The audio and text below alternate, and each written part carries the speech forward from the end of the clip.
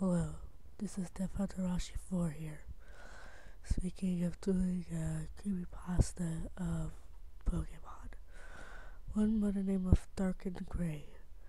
Sorry if my voice sounds like this, I'm trying to whisper. People are sleeping.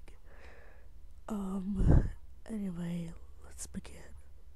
I couldn't help but glare at the masterpiece on my PC.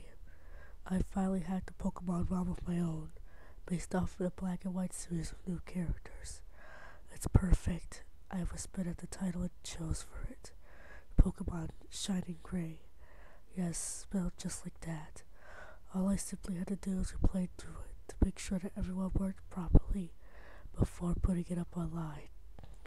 As I smiled, I opened Visual Boy Advance for the game to start, only to growl loudly as I noticed that the title had changed to Pokemon Darkened Gray. Damn it, no one knows my new password to this computer except for me. It took me several months just to get this right. I yelled before stopping. I forgot that my dad would kill me if he had found out I was up this late at night, especially on the PC. I huffed loudly and pressed the start button. If this was going to be stuck like this, I might as well play through it. So far, it looked normal, and instead of going to choose a boy or girl, I went to the overworld where the main character of this Gray was standing outside New Evertown. Though his overworld sprite looked a bit odd. I went to check his trader card and nearly gasped at it in surprise. His outfit was the same one I designed, but one of his arms was missing. His eyes that's usually covering his hair that's usually covering his left eye instead covered bandages, and there were bandages covering his open skin area except for his face. Besides that one eye, he had a miserable look on his face, and it looked like something out of a creepypasta comes to haunt me. Whoop-de-frickin-do. I grumbled and felt that I could go ahead and move. During that time, I heard Professor Juniper call out to me. She walked up to Gray with a sad smile on her face with Orange, who looked just as bad as Gray. Orange had both his arms and legs, but his neck was so gashed up I was surprised he could even talk. His eye was missing as well, and his arms just sat limply by his sides. He walked up to Gray and silently handed him a Pokédex and a Pokeball, and muttered something before standing right next to him. "We're ready," Orange mumbled to Professor Juniper before I could have swore I saw something shine near his single eye. Was he crying? I whispered to myself before pressing the Z button on the keyboard.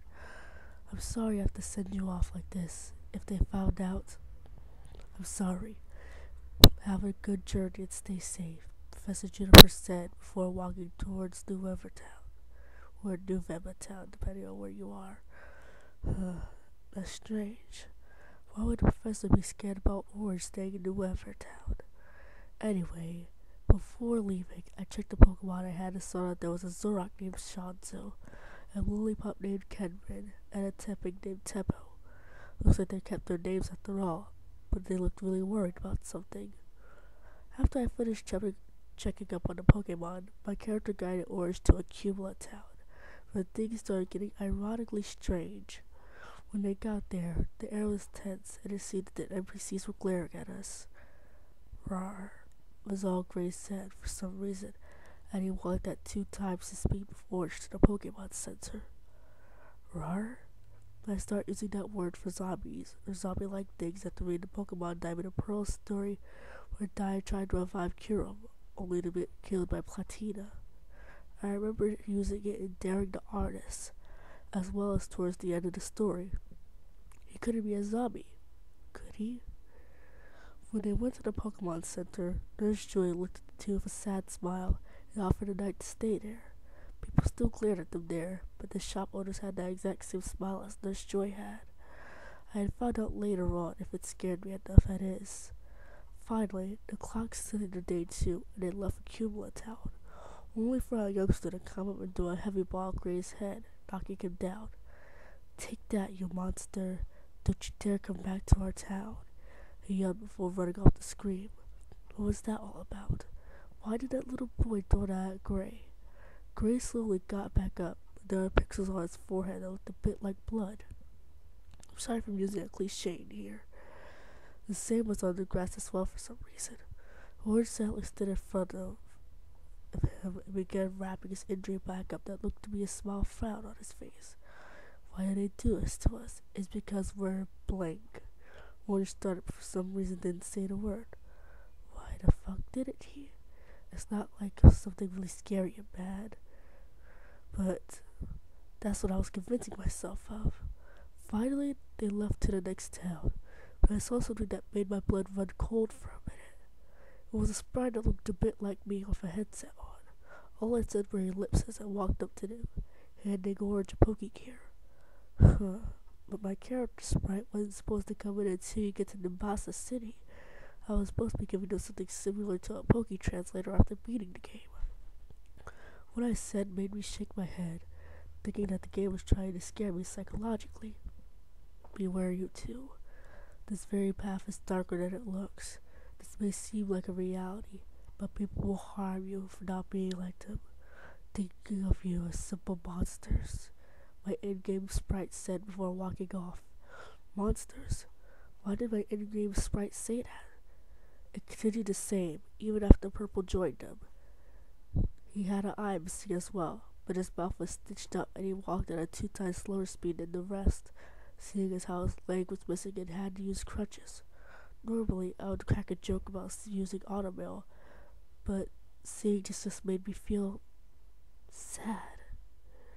The gym leaders would just throw their badges at them and force them out of their gyms, the same ones all the time. And Ed, he was acting strange as well, and his sprite's injuries looked the same as Gray's.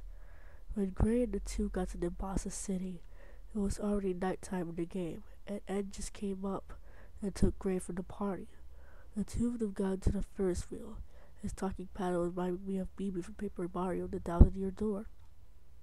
Gray, I don't know why you never do anything. They look at us if we are pot blank. You just stand there and take their abuse. You don't even know what happens if you and your friends lost to one of them. I ask you, please join me in liberating this twisted world. You can finally get what you want. Ed said I noticed he couldn't say the word either. What's so wrong about saying the word monster? I thought about it before realizing it. Those injuries were something no human should have been able to survive. I noticed that any time Orange saw a water type, he would flinch away, as if they did something to him. Purple would start crying if they were near a ghost or psychic type, as if he was scared of them. Gray was the only one who would start walking at 2 times his normal speed whenever they were in a town or city. I simply just chose no and Ed frowned, leaving only a simple message.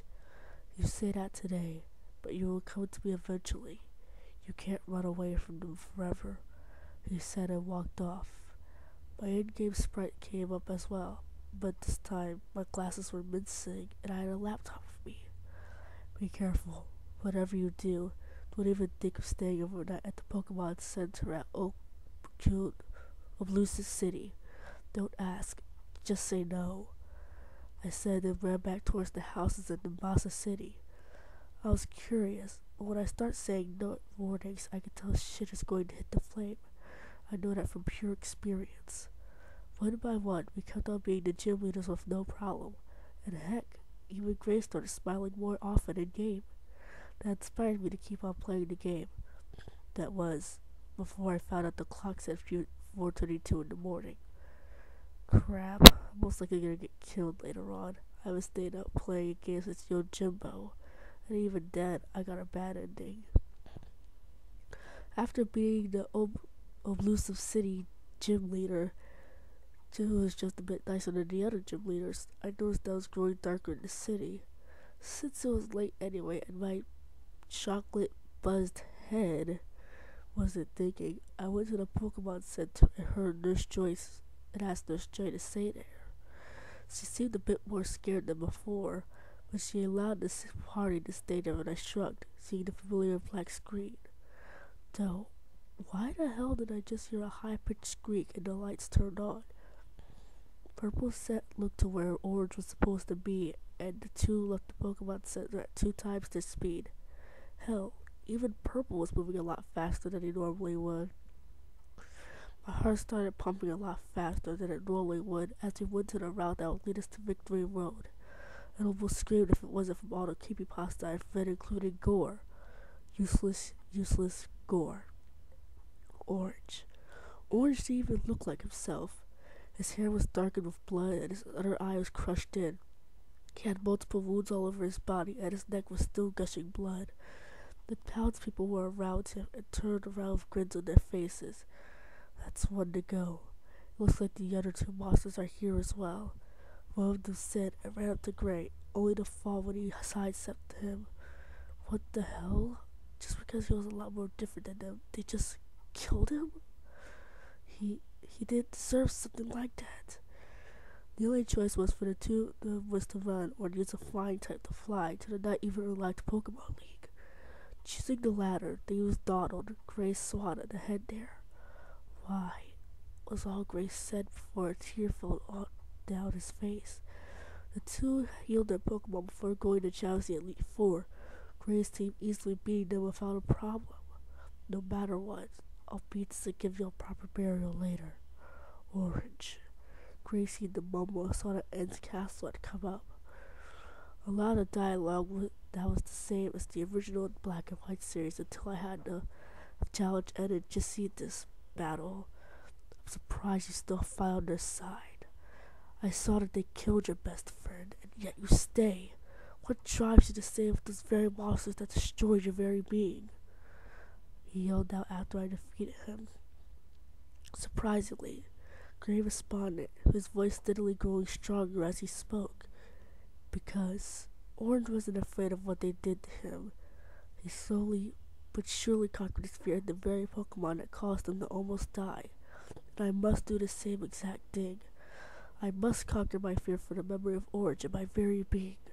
Gray yelled out and my eyes widened. I get it now. Isn't it just about being abused because people hurt you because you're not like them? It's also conquering your very fear that put you here. My in-game sprite came up to us again, with a smile on her face. You did well, Gray. You finally figured out what I was trying to tell you all this time. I took care of Orange. He had a proper burial back in New Town. Now, let's take this bastard down. I yelled out and the battle started. I had my default trainer's outfit on, and Gray looked a lot more determined than before. He knew exactly what he had to do. Instead of just see this theme playing, an instrumental version of Live and Learn was playing instead. Go, Ichigo. Go, Tempo. The status said, and Lucario and Pink Knight came out, the both of them determined. The double battle against Jacintus took almost half an hour before we were finally able to beat him, and a triumphant look grew on our faces. You defeated me. My revolution was supposed to be now. How? He yelled out to the other two. It was simple. He conquered his fears once and for all. My in-game sprite said before walking up to Jacintus. Grace stood there silently before turning towards the exit and looking up. His own world sprite going into the animation mode just like Ed's. Thank you. Please, don't ever forget what has happened here, he said before the game simply cut back to the main menu for continue. Letting my curiosity get the best of me again, I clicked continue and saw a gray sprite in New Town standing in front of a tombstone. In front of it, there's a picture that I enlarged to see that was gray, orange, purple, and me with smiles on our faces. It said, "Never forget our losses and victories. The lesson's there for a reason," on the back. Seeing that, I rubbed my eyes and closed the VBA. This was a lesson to me and to us all that find my VBA. We all have our fears and feel left out, but we can conquer the fear if someone can inspire us to do the very thing. Well, that was Pokemon Darkened Gray, the first creepypasta that me, also known as Ashino Naraka, had ever done. Yeah, I know there might have been some cliches in it with the gore, but there wasn't overpowering gore. And I know maybe the ending may have lacked a bit, but like I said, this is my first Pokemon creepypasta. I have another creepypasta I'm in the middle of writing called Daring the Artist, but that one won't be up for a while. seeing as how stuff is about to start again. So, I thank you for listening to me. And this is Definitely 4, signing out.